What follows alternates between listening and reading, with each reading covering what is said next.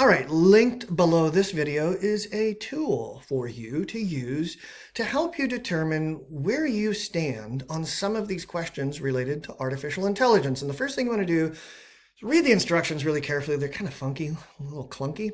But what this tool is doing is it's presenting you with 10 activities, like add up a sum of numbers, play chess, learn from experience.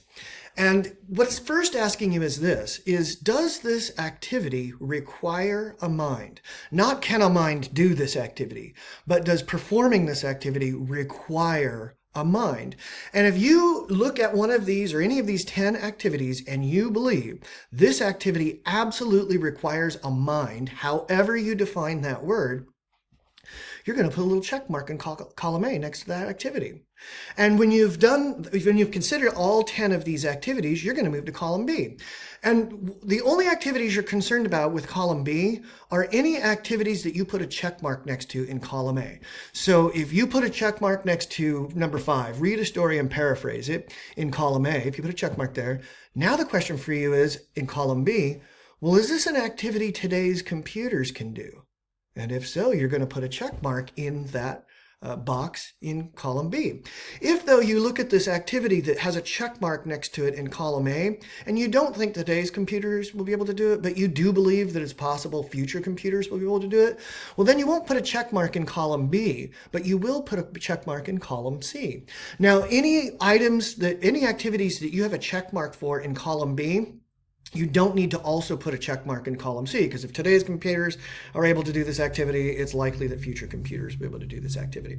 Okay, so once you've considered all 10 of these activities and whether or not a mind is required or computers can or may someday be able to do these activities, you're going to add up the number of check marks that you have in each of these columns, and you're going to write that number down here at the bottom. And what you're going to do with columns B and C is you're going to add up the total in those two columns here and put that number right here in this box. Okay, now what's the significance of these numbers?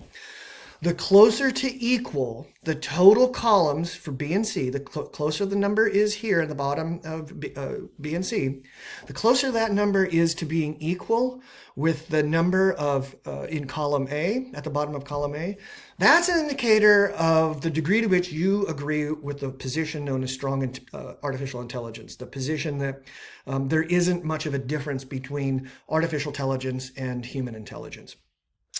When you look at the totals for column B and C, though, the closer that number is to 0 is an indication of the degree of your disagreement with the position of strong artificial intelligence. If you look at the total in columns B and C down here and it's 0, that's an indication that you believe there's something unique about human beings that can never be simulated with artificial intelligence. Okay? Now, something to keep in mind as you fill this out is to think really carefully about the words that are used to identify these activities. Okay? So, for example, number 2 says play chess. Now, we all know that computers can simulate a chess game, right? We can play chess on a computer, and the computer responds to the moves that we make. Is the computer playing chess, though? Okay. Same thing with number 3, learn from experience. Okay, well, we know that computers change their programming based on based on previous activities that we've done with the computer. It learns who we are and what our kind of tendencies are, what the kind of mistakes are that we make. But is the computer actually having an experience? And is it learning? Okay, same thing with number 4, understand language. We know that a computer can simulate language. Does it understand it? And if you think really carefully about the language that's used to describe each one of these activities, that might start to point you towards what it is about human beings that is unique and might not be replicatable in a machine ever. Or what it is about machines that is similar to capacities that we have that allow us to do these kinds of things. And ultimately, what you're really getting at here is, well, what exactly do I mean by mind? What is a mind? And what does it mean for a mind to be having these kinds of experiences?